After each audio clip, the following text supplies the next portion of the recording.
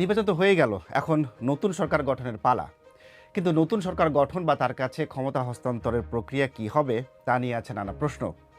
এই ভিডিওতে জানবো সেসব প্রশ্নের উত্তর।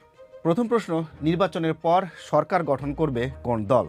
উত্তরটা সবারই জানা, যে দল বা জোট বিজয়ী হবে তারাই সরকার গঠন করবেন। সংবিধান অনুযায়ী এই ক্ষমতা হস্তান্তর প্রক্রিয়া বা নতুন সরকার গঠনের শুরুটা হবে নবনির্বাচিত সদস্যদের শপথ গ্রহণের মাধ্যমে। কিন্তু এই শপথ নির্বাচনের কত দিনের মধ্যে নিতে হয়? উত্তরটা হচ্ছে, সাধারণত নির্বাচনের ফল ঘোষণার 3 দিনের মধ্যে শপথ পড়ানো হয়। কিন্তু এখানে একটা কথা আছে, সাধারণভাবে নির্বাচন কমিশন থেকে যে বেসরকারি ফল আমরা পেয়ে যাই 1 দিন বা 2 দিনের মধ্যে, সেটা কিন্তু আনুষ্ঠানিকভাবে ফলাফল হিসেবে গণ্য হয় না। মানে সেই ফল ঘোষণার 3 দিনের মধ্যে শপথ নিতে হবে এমনটা নয়। সংবিধানের 148 অনুচ্ছেদে বলা হয়েছে, সাধারণ নির্বাচনের ফলাফল সরকারি গেজেটে প্রজ্ঞাপিত হওয়ার তারিখ হতে পরবর্তী 3 দিনের মধ্যে নির্বাচিতদের শপথ গ্রহণ হবে। সেক্ষেত্রে বেসরকারি ফলাফল ঘোষণার পর প্রজ্ঞাপন হতে আরও কয়েকটা দিন বাড়তি সময় লাগতে পারে। প্রধান উপদেষ্টার প্রেস সচিব গণমাধ্যমকে ইতোমধ্যেই জানিয়েছেন, এই শপথ গ্রহণ তার ভাষায় 18 ফেব্রুয়ারির পরে যাবে না।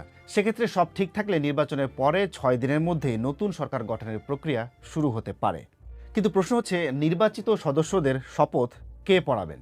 এই প্রশ্ন উঠছে কারণ নিয়ম অনুযায়ী অতীতে এই শপথ পড়িয়েছেন মূলত জাতীয় সংসদের স্পিকার।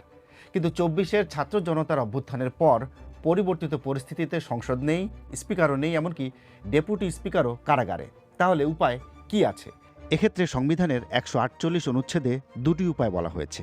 1, রাষ্ট্রপতি শপথ পাঠ করানোর জন্য কাউকে মনোনীত করতে পারেন। 2, যদি 3 দিনের মধ্যে এভাবে শপথ অনুষ্ঠান না হয়, তাহলে তখন প্রধান নির্বাচন কমিশনার পরবর্তী 3 দিনের মধ্যে শপথ পাঠ করাবেন। আচ্ছা, শপথ তো হয়ে গেল, এখন ক্ষমতা কে কিভাবে পাবেন, অর্থাৎ সরকার গঠন কে করবেন? এখানে এই প্রক্রিয়াটি হবে রাষ্ট্রপতির মাধ্যমে।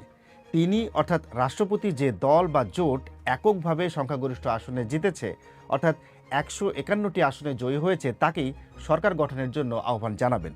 কিন্তু যদি এককভাবে কোনো দল 151 বা তার চেয়ে বেশি আসনে না জেতে, তাহলে কি হবে? সেক্ষেত্রে সবচেয়ে বেশি আসনে যে দল জিতেছেন সেই দলকে রাষ্ট্রপতি আনুষ্ঠানিকভাবে আমন্ত্রণ জানাবেন সরকার গঠনের জন্য। তবে এক্ষেত্রে ওই দলকে অন্য কোনো দলের সমর্থন জোগাড় করতে হবে। এখানে দলকে আমন্ত্রণ জানানো মানে দলের নেতাকে আমন্ত্রণ জানানো। তিনি সংখ্যাগরিষ্ঠের আস্থাভাজন হিসেবে প্রথমে সংসদ নেতা হবেন এবং এরপর আমন্ত্রণ পেয়ে নতুন সরকার গঠন করবেন। তাকে প্রধানমন্ত্রী হিসেবে শপথ এবং নিয়োগ দেবেন। অন্যদিকে বিপুল ভোটে নির্বাচিত হওয়ার পর প্রতিক্রিয়ায় কক্সবাজার 1 আসনের বিএনপির প্রার্থী সালাউদ্দিন আহমদ বলেন, তার আসনে মানুষের প্রতি তিনি যে প্রতিশ্রুতি দিয়েছেন জন আকাঙ্ক্ষা পূরণে এর চেয়ে বেশি কাজ করবেন তিনি।